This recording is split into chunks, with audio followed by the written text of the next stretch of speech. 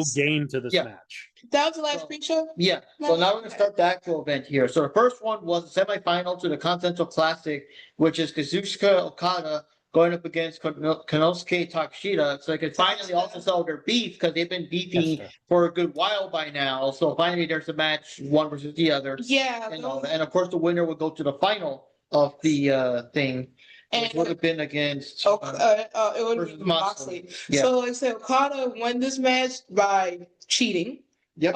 Which is fun. So we'll see how that turns out for later. No, that was a pretty good match. Did you feel that Okada actually tried with that one? Oh yeah, actually did. Compared to other matches he it's like he was trying to do something compared to like his I'm just here for a paycheck, beach, But now it's more like he has something to do there. I think this match was like 2/3 of a good match. Like almost, because it felt like obviously the first half, a little bit of the beginning, they were just kind of playing up the crowd like they always do. But then I was like, okay, now you guys got to be serious because I know they've been building this whole thing between them. And I'm like, okay, you're the IWGP champion. You're the Continental champion. Show why you earned those belts. And then they did for like a little bit. I want to say like maybe like a third of the match, but then after it started getting, then they started coasting again, and I'm like, and then the ending with the cheap shot, I'm like, oh god. The thing is, I didn't even see him grab the screwdriver. I'm sorry, I didn't even see him grab the screwdriver at first. I was like, where did that come from? Why did he put it in his cheap? It's all little underwear. And it's just weird because they're both with the same Phallus family. I'm surprised the other guy didn't grab a screwdriver too. What? Yeah, it was more honor. Yeah. It was so dumb. He's an IWGP champion. Yeah, I'm like, that's the thing is like, you're fighting in this tournament for your title, Okada, and he's got to fight at Wrestle Kingdom for his title. You're both going to be at Wrestle Kingdom. So that means more people are going to be watching this match who are kind of like, oh, okay, we need to give them an incentive to watch Wrestle Kingdom. Based off of that match, I wouldn't want to watch. I'm like, why the fuck would I want to watch these guys if they're going to do this stupid shit?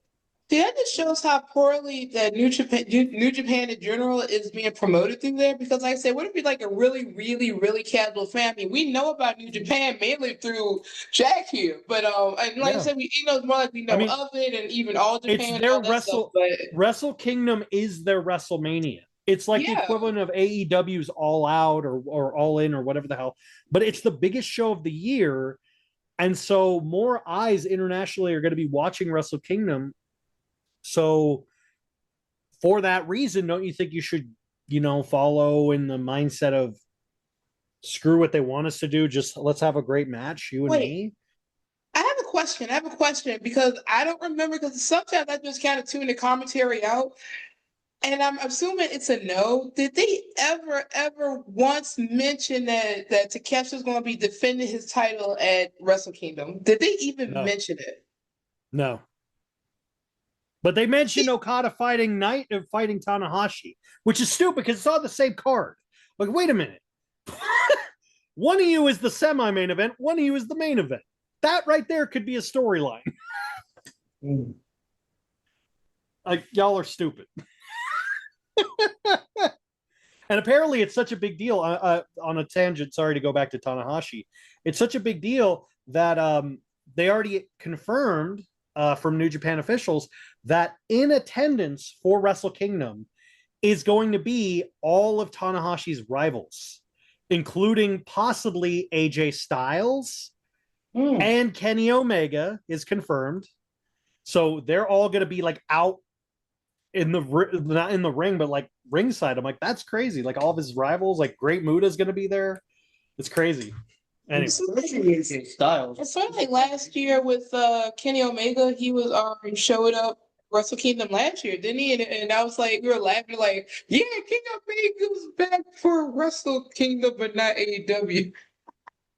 Yeah, it was weird. Anyway, Anyway, Johnny, your thoughts on that one? Okada versus Takeshita. Takeshita. I thought it was okay match. I don't really remember too much about it, but the only thing that's noticeable is that Okada did try to look good for this match Beach. and not as city and gimmicky as he always has been, AEW style. yeah. But yeah, other than that, I don't really like remember the match too much, but it did seem to be like an intense match. Because these are like the two of the greatest wrestlers from New Japan, I believe. So, you get that impression, even though I'm not familiar with New Japan, but you get the idea like, okay, this is a major match, we're watching here. So I did like it. I just don't really remember too much about it. Okay. So next up we had here was the other side, which I accidentally spoiled without noticing. The other side of the Continental Classic semifinal, which is Jon Moxley versus Kyle Fletcher. And another intense match because, as we know, Fletcher has a lot to prove and all that. And Wait a minute. How did Fletcher lose? I think he got like a submission, right, or something like that. Yeah, I did the bull choke, that choke thing he does. Anytime Moxley has to be mentioned, I think I need to take a drink because, to get through this painful ordeal. I knew you would love this pay-per-view because it has not one but two Moxley matches. Isn't that amazing? I think I need about 4 more shots for that. But no, honestly, this match was better than the last match. It was much better than the last match, more cohesive, and surprisingly, he did an okay job. Moxley did a pretty decent job. Kyle was really, really stepping up in this match.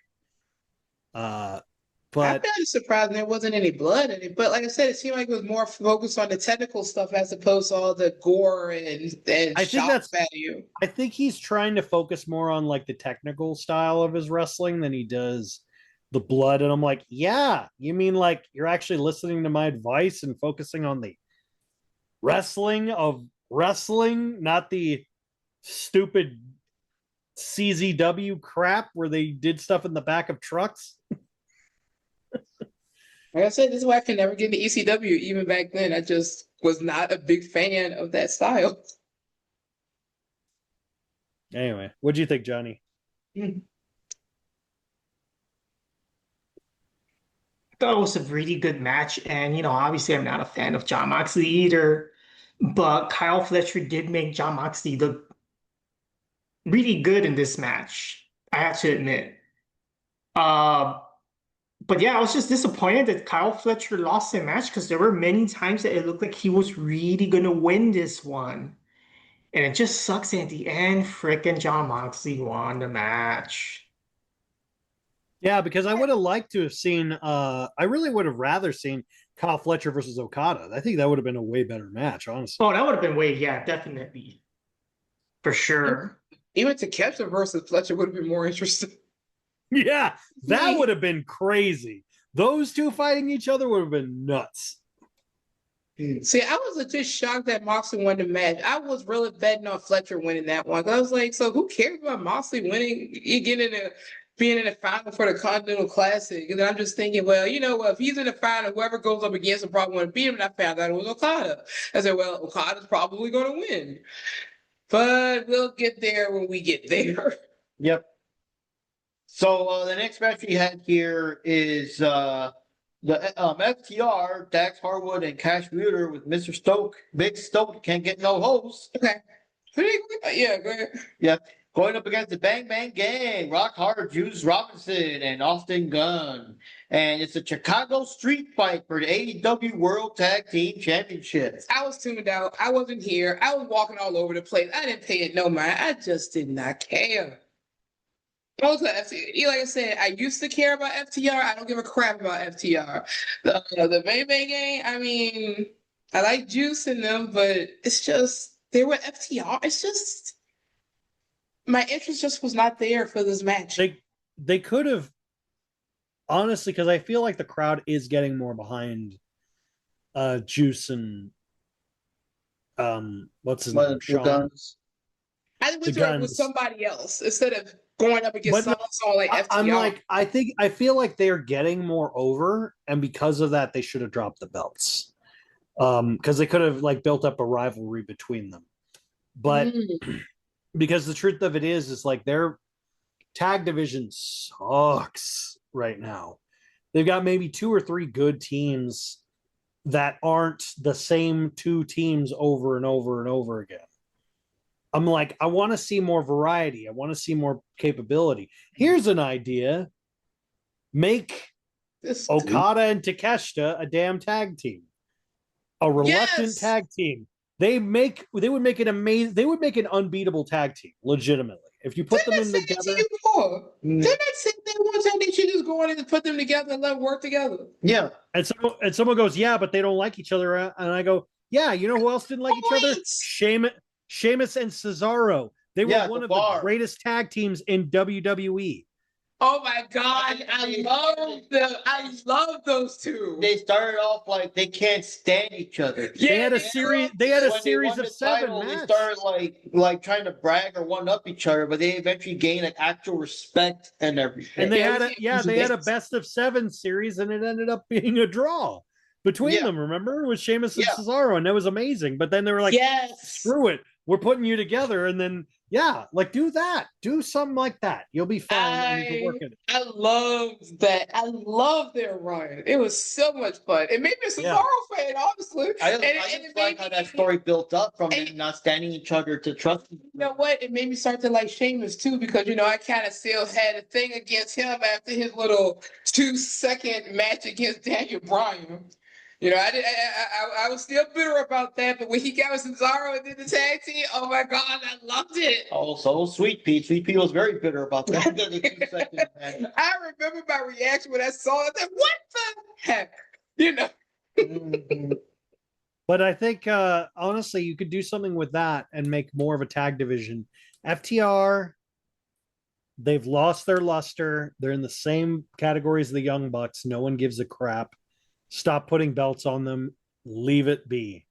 And they're stuck with a guy that can't get no hose. Poor thing. Like, it's not even a matter of like that's the thing with FTR. It's not even a matter of like, oh, we don't like you because you're bad guys. No, we just don't like you. Yeah, I'm sick of you. Like as a matter of like, it's more of like the matter of like, it's like having a coworker you have a coworker who you don't like working with, but then you have a coworker who doesn't bathe, and you just don't want to be around them. That's FTR to me. I'm like, it's not even a matter of I don't even like you anymore. I can't physically be near you. You infuriate me. Like, that's the way I feel about FTR. I'm like, here's a bar of soap. Go fuck yourself and leave. Dude. Donnie, do you remember anything about this match with the FTR versus them? Oh, let's start some milk. Never mind. In terms of FTR, I don't care much about them either. I feel like they lost their way. They lost like their charm or charisma or whatever that they had back then. Yeah, like they lost it. Like I feel like I feel like they're just like there just to be there. Like they're like half of what FTR used to be in many aspects. And I just wasn't really crazy about this Chicago style street fight. Like to me, it didn't really felt like a Chicago style street fight. Like it just felt like it's just there. It felt like it's average. I have a question. I have a question for the Chicago boys. Now, how would you guys make this more of a street fight since y'all are former Chicago boys? Probably need some chains and some deep dish pizza. Just grab them and just dunk the face in there or something. Pizza. Even though it's not hot, they can just play like whatever, like wrestling is. The pizza's cold, but it could just sell it like it's burning hot. And oh man, some ballpark hot dogs, man. You could get a deep dish pizza, put it on the announcer's table, and then just have it whichever Dax, and then have him like get him knocked out and have him like go, and he's like like in the pizza, like they're drowning him in the sauce. Can we throw Excalibur in there too? Yes, that'd be fun. But yeah, honestly, to make it more Chicago style, instead of putting FTR, they should just put Eddie Kingston. Because we need somebody that's gonna do that whole like street brawling, like just straight up street brawling. Okay. Maybe have Sky Blue twerk in the background because she's from Chicago. You. That booty is Chicago born and raised. But anyways. Any thoughts on your Johnny? Well, like I said, I wasn't impressed about the match. I didn't care too much about it. Of course, as usual, the camera angles are kind of like all over the place. You can't really see what's going on. It just I don't know because I forgot what they did in the last league. Yeah, in the now we're in 2026 in the last year's edition of World's End in terms of the street fight, but I'm pretty sure that one was probably way better than this one. This one just felt like it's just there. The sad It thing didn't of even it need to be a is Chicago style street fight at all. the sad thing about AEW is maybe people might agree with me, might won't disagree with me. I don't know. But the funny thing about AEW is their rules are so lax that the audience doesn't even know what's a hardcore match anymore. Because like you'll have matches where like people will hit each other straight up with chairs, and the ref will like, that's fine. And you're like, wait a minute, what? And then so it's like, oh, it's a street fight match. It's like, oh, it is? Oh, okay. Because like, spoiler, later in the show, we have a much gorier, bloody match, and that wasn't a street fight. How does that work? Like, I'm just saying, it doesn't make any sense.